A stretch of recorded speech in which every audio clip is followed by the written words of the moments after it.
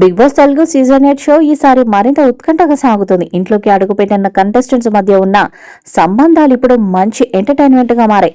వారం మధ్యలో ఎలిమినేషన్ ద్వారా నైనిక లేదా ఆదిత్యను ఇంటి నుంచి బయటకు పంపబోతున్నట్లు వార్తలు వచ్చాయి. నిన్నటి ఎపిసోడ్ లో ఆదిత్య ఓం ఎలిమినేట్ అయిపోయాడు. బిగ్ బాస్ ఇంటి నుంచి బయటకు వచ్చేశారు. ఇక వీకెండ్ లో మరొకరిని నాగార్జున ఎలిమినేట్ చేయబోతున్నాడు. దాంతో హౌస్ లో 8 మంది మాత్రమే మిగులుతారు. ఇకపోతే ఈ వారంలో ప్రేక్షకులకి మరింత ఆసక్తి రేకెత్తించే విషయం అయితే 8 మంది వైల్డ్ కార్డ్ ఎంట్రీలు రావటం. ఈ ఎంట్రీలు షోలో కొత్త ఉత్సాహాన్ని తీసుకొస్తాయని మేకర్స్ ఆశిస్తున్నారు.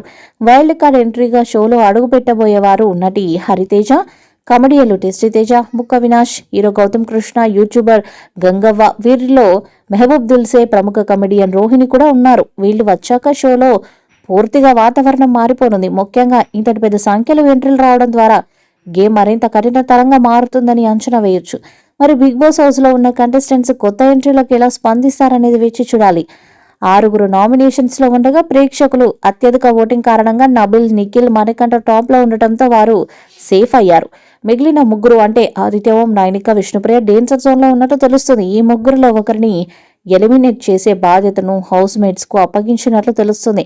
ఇక ఎలిమినేషన్ ప్రక్రియ విషయానికి వస్తే ఓటింగ్ లో మణికంఠ అతి తక్కువగా ఉండే కంటెస్టెంట్స్ అందరూ మణికంఠనే ఎలిమినేషన్ చేసేవారు. వాళ్ళు ఖచ్చితంగా టార్గెట్ చేసి బయటకు పంపేవారు. అయితే ఓటింగ్ లో మణికంఠ టాప్ లో ఉండటంతో బిగ్ బాస్ మణికంఠను కాపాడి సేఫ్ జోన్ లో ఉంచారు. మణికంఠ తర్వాత ఆదిత్య ఓం రెండో ఆప్షన్. ఎందుకంటే విష్ణుప్రియ, నైనిక అంతా హౌస్ లో గ్రూప్ గేమ్ ఆడుతున్నారు. ఆదిత్య హోమ్ కి ఏ విధంగానూ మద్దతు లభించదు. ముఖ్యంగా కన్నడ బ్యాచ్ అయితే ఆదిత్య ఎలిమినేట్ కావాలనుకుంటున్నారు. నబిల్ సపోర్ట్ చేసినా మణికంఠ మాత్రం చేయలేదు.